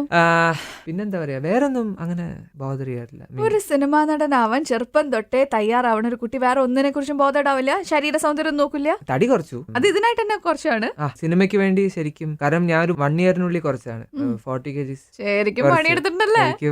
ശരിക്കും ഞാൻ ആ 1 ഇയർ പുറത്തേക്ക് പോയില്ല. 1 ഇയർ സോഷ്യൽ മീഡിയന്ന് പുറത്തേക്ക് വന്നു. ആൻഡ് എന്റെ ഫോട്ടോസ് എവിടെയും കൊടുത്തില്ല. പിന്നെ ആ 1 ഇയർ ഞാൻ എവിടെ ഡിസപ്പിയർ ആയി. പിന്നെ ആരും എന്നെ കണ്ടില്ല. ഞാൻ കുറെ പേര് ചോദിച്ചു എന്താ പരിപാടി, പിന്നെ ഇപ്പോഴും ഉണ്ടോന്നൊക്കെ ചോദിച്ചു കുറെ പേര്. പിന്നെ അത് കഴിഞ്ഞിട്ടായിരുന്നു അവാർഡ് ഫംഗ്ഷനിൽ ചെയ്ത്. അപ്പോഴാണ് എല്ലാരും അത് കഴിഞ്ഞിട്ട് എന്നെ കാണുന്നത്. അപ്പൊ ഞെട്ടി, അത്യാവശ്യം ഞെട്ടി. ആ ഒരു കോൺഫിഡൻസിൽ തന്നെയാണോ അത്യാവശ്യം ഇപ്പൊ മിടുക്കനായി എന്നുള്ള കോൺഫിഡൻസിൽ തന്നെ അവാർഡിനായിട്ട് പോയത്? അങ്ങനില്ല, എന്നാലും എനിക്ക് കോൺഫിഡൻസ് ഉണ്ടായിരുന്നത് അവിടെ അവര് ചോദിച്ചില്ല മിമിക്രി ചെയ്യാൻ പറ്റുമെന്ന് ചോദിച്ചു. അപ്പൊ എനിക്ക് പേടിയൊന്നും ഇല്ലായിരുന്നു, കാരണം എനിക്ക് അറിയാവുന്ന പണി തന്നെയാണ് മിമിക്രി. അപ്പൊ ഞാൻ ധൈര്യമായിട്ട് ചെയ്തു, കോൺഫിഡന്റ് ആയിട്ട് ചെയ്തു. ഞാൻ കോളേജിൽ കാണിക്കുന്ന 5000 പേരുടെ മുമ്പിലായിരുന്നു, ഇതൊരു 5 ലക്ഷം പേരുണ്ടായിരുന്നു. അത്രേ ഉണ്ടായിരുന്നു. അതെ. ശരി, ശരീര സൗന്ദര്യത്തിന്റെ കാര്യം പറഞ്ഞു. ഇനി മുഖ സൗന്ദര്യത്തിന് വേണ്ടി എന്തൊക്കെ ചെയ്യും? ഒന്നും ചെയ്യില്ല. നോണ. ഹാപ്പി ആയിട്ടിരിക്കും. നോണ. Inner piece. അല്ല ശരിക്കും. ഇപ്പൊ മേക്കപ്പ് ചെയ്തിട്ടല്ലേ എന്റെ അടുത്ത് വന്നേക്കണേ? ഒരിക്കലില്ല. നോണയാ. സാധാരണ ഒരു ഇന്റർവ്യൂനൊക്കെ പോകുമ്പോ, ടിവി ഇന്റർവ്യൂനൊക്കെ പോകുമ്പോ കോൺഷ്യസ് ആവില്ലേ? ഞാൻ സിനിമയിൽ മാത്രമേ മേക്കപ്പ് ചെയ്യാറുള്ളൂ, അല്ലാണ്ട് ചെയ്യില്ല. അല്ലാതെ ചെയ്യാറില്ല. അല്ലാതെ ഭയങ്കര എനിക്ക് എപ്പോഴും വലിയ ഡൗട്ടാണ്, ഗേൾസ് എങ്ങനെയാണ് ഇത്രയും നേരം പേഷ്യന്റ് ആയിട്ട് ഇരുന്ന് മേക്കപ്പ് ഒക്കെ ചെയ്ത്. എനിക്കൊക്കെ 5 മിനിറ്റ് ഒരു സ്ഥലത്ത് ഇരിക്കാൻ പറ്റില്ല. മനസ്സിലായില്ലേ? വളരെ കഷ്ടപ്പെട്ടാണ് ഞങ്ങളൊക്കെ നടക്കണത്. 2 മണിക്കൂറൊക്കെയാ ചിലർ മേക്കപ്പ് ചെയ്ത്.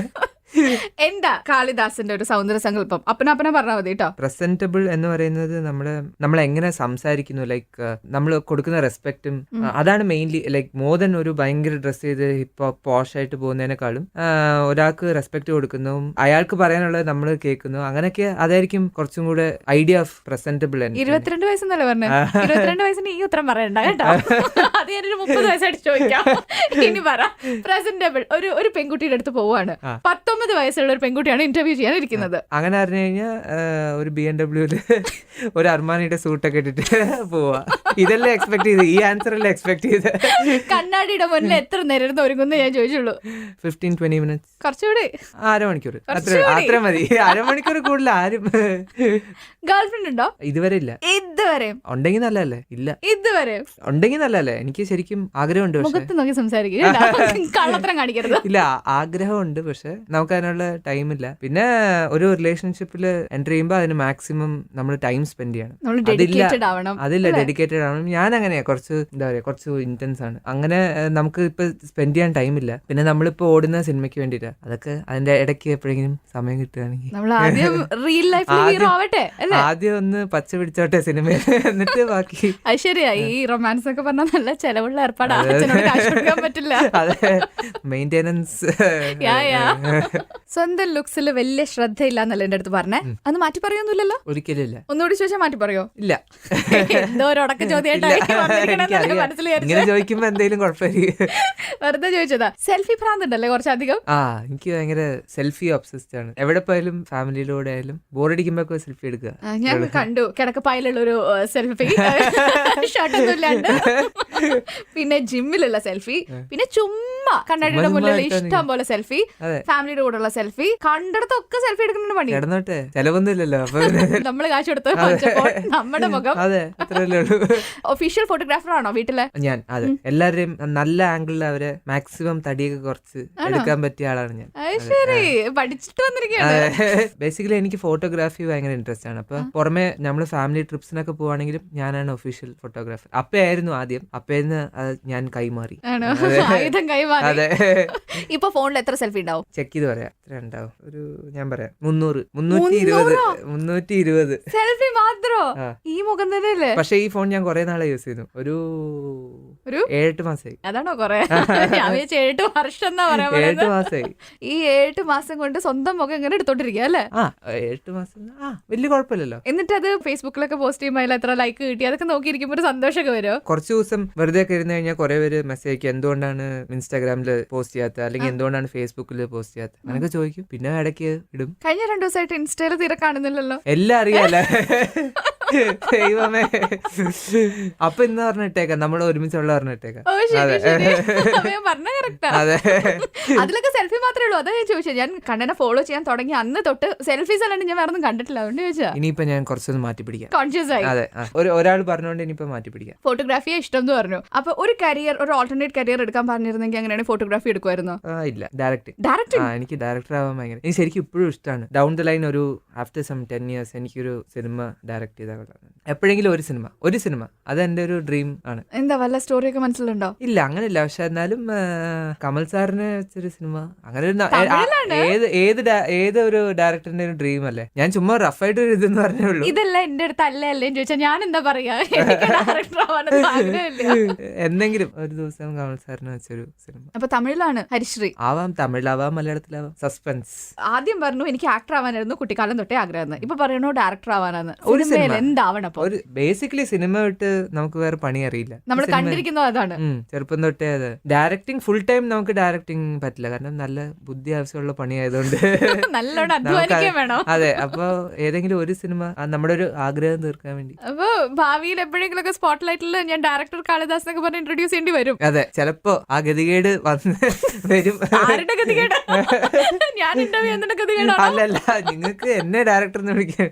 മലയാള സിനിമയിൽ ഓൾമോസ്റ്റ് എല്ലാരും അറിയോ അച്ഛന്റെ കണ്ടംപററീസിനെയൊക്കെ? ശരി, അങ്ങനെയാണെങ്കിൽ ഞാൻ കുറച്ച് ആൾക്കാരുടെ പേര് പറയും. ആ ആൾക്കാരെ പേര് പറയുമ്പോൾ തന്നെ എന്ത് സ്റ്റോറിയാ മനസ്സിൽ ആദ്യം വരണമെന്ന് പറയണം. Number 1 director Sathyan Anthikad. എന്റെ സിനിമയുടെ ഷൂട്ടിംഗ് കൊച്ചു കൊച്ചു സന്തോഷങ്ങൾ ഷൂട്ടിംഗ് ഗോവയിലായിരുന്നു. അപ്പൊ എനിക്കൊരു 7-8 വയസ്സുണ്ടാവും. അപ്പൊ ഓരോ ടേക്കിന്റെ ഇടയ്ക്ക് ഞാൻ മൂഡ് ഓഫ് ആവും, കാരണം ഈ ലൈറ്റും ഈ ചൂടൊക്കെ ഇത് കണ്ടു കഴിയുമ്പോൾ ഞാൻ കരച്ചിൽ തുടങ്ങും. അപ്പൊ സത്യനങ്ങള് തോളത്ത് എന്നെ പൊക്കി വെച്ചിട്ട് ഗോവയിൽ ഒരു റൗണ്ട് അടിക്കും ഫുള്ളായിട്ട്. 15-20 മിനിറ്റ്, അരമണിക്കൂറൊക്കെ റൗണ്ട് അടിച്ചിട്ട് കൊണ്ടുവന്ന് നടന്ന് തോളത്ത് ഈ വെയിലത്തിൽ തൂക്കിക്കൊണ്ടുപോയി എനിക്ക് ഐസ്ക്രീം ഒക്കെ മേടിച്ചു തന്ന് എന്നെ കറക്റ്റ് ആയിട്ട് സോപ്പൊക്കെ ഇട്ട് തിരിച്ചു കൊണ്ടുവന്ന് ആ ഷോട്ട് എടുത്ത് അത് ഓക്കെ ആയിട്ട് തിരിച്ചു. ഇതാണ് എനിക്ക് ഫസ്റ്റ് സത്യനങ്ങൾ എന്ന് പറയുമ്പോൾ ഓർമ്മ വരുന്നത്. ശരി, അനിയത്തി മാളവിക. Home alone. അപ്പയും അമ്മയും എവിടെയെങ്കിലും ഒക്കെ പോവാണെങ്കിൽ, പണ്ടൊക്കെ ഞാനും സിസ്റ്ററും തനിയായിരിക്കും വീട്ടില്. അപ്പൊ ശരിക്കും അമ്മ അവിടെ ഇല്ലാത്തൊരു കുറവ് ഒരിക്കലും എനിക്ക് ഫീൽ ചെയ്തിട്ടില്ല, കാരണം എന്റെ എല്ലാ കാര്യങ്ങളും സിസ്റ്റർ നോക്കിക്കോളും. ശരിക്കും ഒരു ഹോട്ടലിൽ പോയി ജീവിക്കുന്ന പോലെ എനിക്ക് എല്ലാ ഫുഡൊക്കെ കറക്റ്റ് സമയത്ത് വരും. എല്ലാം എന്റെ റൂം ക്ലീൻ ചെയ്ത് തരും. ചുരുക്കത്തിൽ അടിമക്കണ്ടാക്കി വെച്ചേക്കാണ്. ചക്കി പോയി മറ്റേത് എടുത്തോണ്ട് വന്നാൽ അത് എടുത്തോണ്ട് ഒരു ടിപ്പിക്കൽ ചേട്ടൻ. അത് തന്നെ. കമൽഹാസൻ സാറ് പണ്ട് വീട്ടില് തെന്നാലി എന്ന് പറയുന്ന മൂവിയുടെ ഷൂട്ടിങ്ങിന്റെ ഇടയ്ക്ക് ചെന്നൈ വീട്ടിൽ വന്നായിരുന്നു. അപ്പൊ ഒരു നൈറ്റ് ഫുൾ നമ്മുടെ കൂടെ സ്പെൻഡ് ചെയ്തായിരുന്നു, ഡിന്നറൊക്കെ കഴിച്ച്. അപ്പൊ അതൊരു ഭയങ്കര മെമ്മറബിൾ ആയിരുന്നു. അത് കഴിഞ്ഞിട്ട് മീൻ കുഴമ്പ് മൺപാനയില് ഒരേ ഫ്രെയിമില് എന്നെയും സാറിനെ കണ്ടപ്പോ എനിക്കത് ഒരിക്കലും മറക്കാൻ പറ്റില്ല. ഗ്ലിസറിനാണ് എനിക്ക് ആദ്യം ഓർമ്മ, കാരണം ആ സിനിമ മൊത്തം ഞാൻ ഗ്ലിസറിൻ കുറെ യൂസ് ചെയ്തു. കുറെ കരയേണ്ട സീൻസ് ഒക്കെ ഉണ്ടായിരുന്നപ്പോ എനിക്ക് അന്ന് ഭയങ്കര ബുദ്ധിമുട്ടായിരുന്നു. കണ്ണിന്റെ അകത്ത് ഭയങ്കര വേദന എടുക്കും ഈ ഗ്ലിസറിൻ കണ്ണിന്റെ അകത്ത് ഇടുമ്പോ. അപ്പൊ അത് ഓരോ പ്രാവശ്യം ഇടുമ്പോഴും സിബി അങ്കിൾ വന്ന് ഇങ്ങനെ സമാധാനിപ്പിച്ച് അങ്ങനെയൊക്കെ പറഞ്ഞ് ഓരോരോ കാര്യങ്ങൾ പറഞ്ഞ് പെട്ടെന്ന് അത് ഇടിപ്പിച്ചിട്ട് പോകും. അപ്പോ ആദ്യം സിബി അങ്കിൾ പറയുമ്പോ ഗ്ലിസറിൻ, പിന്നെ നാഷണൽ അവാർഡ്. സിബി അങ്കിള് കാരണമാണ് എനിക്ക് നാഷണൽ അവാർഡ് കിട്ടിയത്. അമ്മ പാർവതി പഠിത്തം. അതാണ് മെയിൻ. കാരണം അമ്മ സ്ട്രിക്റ്റ് അല്ല, സ്ട്രിക്റ്റിനെക്കാളും അമ്മ എപ്പോഴും അതിന്റെ ഇമ്പോർട്ടൻസ് എനിക്ക് സ്ട്രെസ് ചെയ്തോണ്ടായിരിക്കും. പിന്നെ എനിക്ക് പഠിത്തം അത്ര ഇൻട്രസ്റ്റ് ഇല്ല. എന്തായാലും നമ്മൾ ഡിസൈഡ് ചെയ്തു സിനിമയെന്ന്. പിന്നെ അതിനിപ്പോ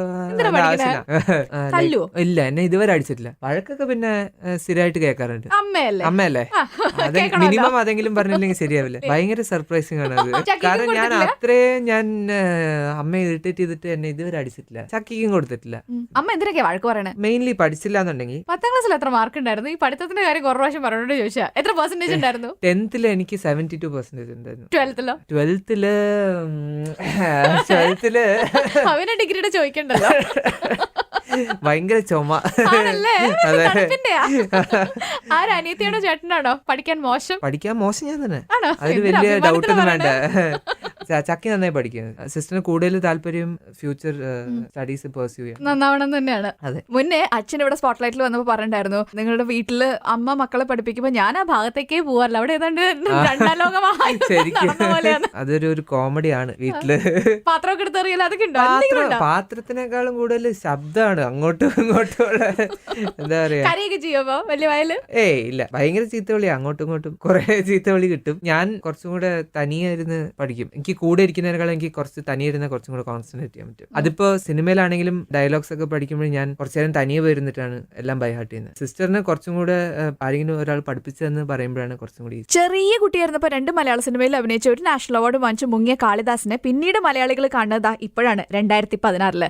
കാളിദാസിന് റീ എൻട്രി തന്നത് ഒരു ടെലിവിഷൻ അവാർഡിലെ മിമിക്രി ആണെന്ന് പറഞ്ഞല്ലോ. നേരത്തെ പറഞ്ഞ അവാർഡിനായിട്ടുള്ള മിമിക്രി പെർഫോമൻസ് നടത്തിയത് വഴി കാളിദാസിനുണ്ടായ ഗുണങ്ങൾ എന്തൊക്കെയാ? ഒബ്വിയസ്ലി സിനിമയിലേക്കുള്ള ഒരു എൻട്രി, തന്നെയാണോ മിമിക്രി കാണിച്ചത്? ശരിക്കും അവിടെ ഞാൻ ആ ചാനലിലുള്ള ആൾക്കാർ എന്നെ അപ്പേനെയും ഇൻവൈറ്റ് ചെയ്തായിരുന്നു ഒരു അവാർഡ് പ്രസന്റ് ചെയ്യാൻ. അപ്പൊ അങ്ങനെ പോയതാണ്. അവിടെ എത്തിയപ്പോഴാണ് സ്റ്റേജിൽ വെച്ച് അവര് പറഞ്ഞത് മിമിക്രി കാണിക്കുമോ എന്ന്. പിന്നെ അവിടെ വെച്ച് അത് ചെയ്തു, പെട്ടെന്നത് ഹിറ്റായി. ചെയ്തപ്പോ ഹിറ്റായതിനേക്കാളും കൂടുതൽ അത് പിന്നീട് യൂട്യൂബിൽ വന്നപ്പോ അത് ഭയങ്കര ഹിറ്റായി. അങ്ങനെ കുറെ പേര് കണ്ട് 3-ാമത്തെ ദിവസമാണ് എന്നെ ഒരു ഡയറക്ടർ ബാലാജി ധരണീധരൻ അപ്രോച്ച് ചെയ്യുന്നത്. അങ്ങനെ അപ്രോച്ച് ചെയ്ത് ഫസ്റ്റ് സിനിമയായി, പിന്നെ മീൻ കുഴമ്പ് മൺപാനയായി, പിന്നെ പൂമരായി. അതെ, അതുകൊണ്ടുണ്ടായ ഏറ്റവും വലിയ കൂടെ ഈസി എൻട്രി ആയിരുന്നു അല്ലേ? ഈസി എന്ന് പറയാൻ പറ്റില്ല, അത്യാവശ്യം ഈസി ആയിരുന്നു.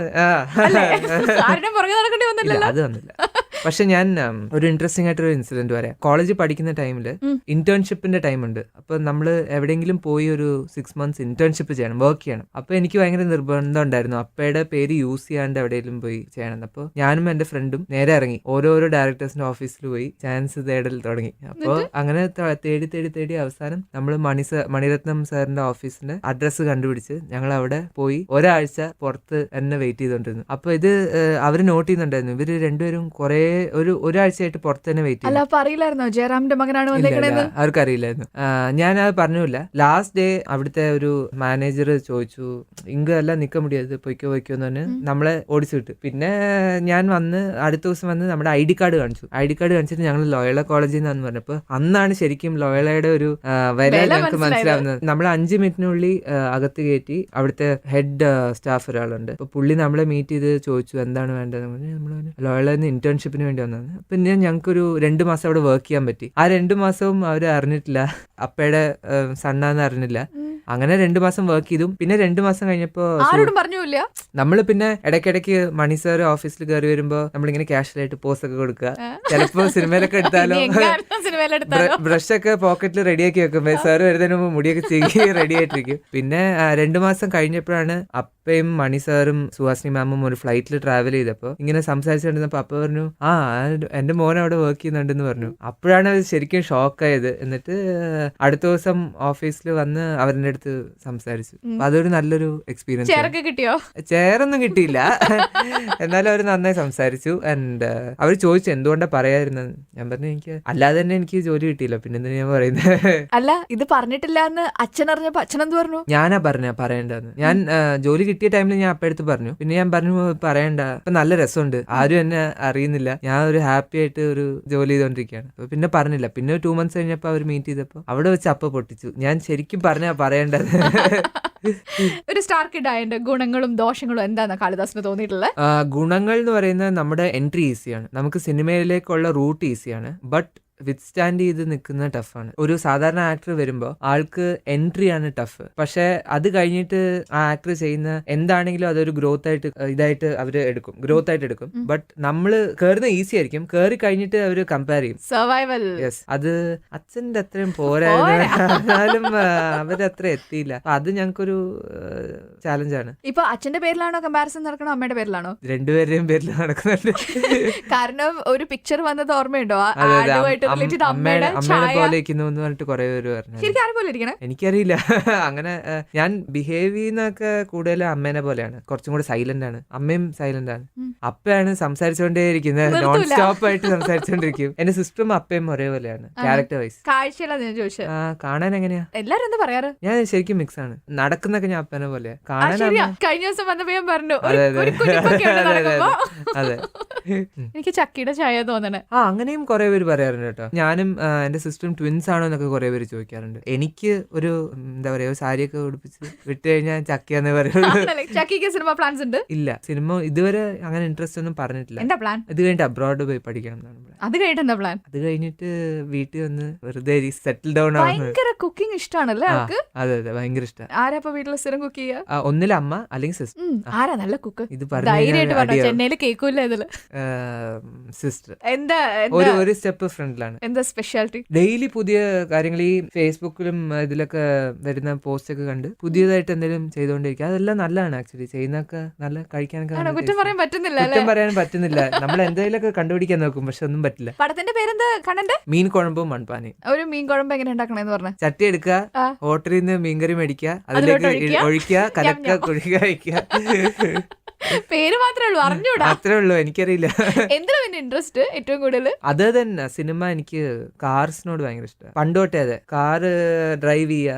എത്ര വയസ്സ് തൊട്ട് ഡ്രൈവ് ചെയ്യും? അത് പറയാമോ? പോലീസിനെ കൊണ്ട് പിടിപ്പിക്കാൻ പറ്റുമോ? എന്നാലും ചെറുപ്പം തൊട്ടേ. അല്ല, കഴിഞ്ഞിട്ട് ചുമ്മാ നമ്മുടെ വീടിന്റെ ഫ്രണ്ടിലൊക്കെ നമുക്ക് പണ്ടൊരു മാരുതി 800 ഉണ്ടായിരുന്നു. അപ്പയുടെ ഫസ്റ്റ് കാറായിരുന്നു. അപ്പൊ അതിലായിരുന്നു നമ്മൾ പഠിച്ചതൊക്കെ. ചുമ്മാ ഇരുന്ന് ഇങ്ങനെ ഓടിക്കുക. ആദ്യം അപ്പയുടെ മടിയിലിരുന്ന് സ്റ്റിയറിംഗ് കൺട്രോൾ ഒക്കെ പഠിച്ചു. പിന്നെ പതുക്കെ പതുക്കെ ഗിയറൊക്കെ മാറ്റാൻ പഠിച്ചു. ഗേറ്റിനകത്ത് പിന്നെ അപ്പുറത്തെ കട വരെ അങ്ങനെ ഡ്രൈവ് ചെയ്യും.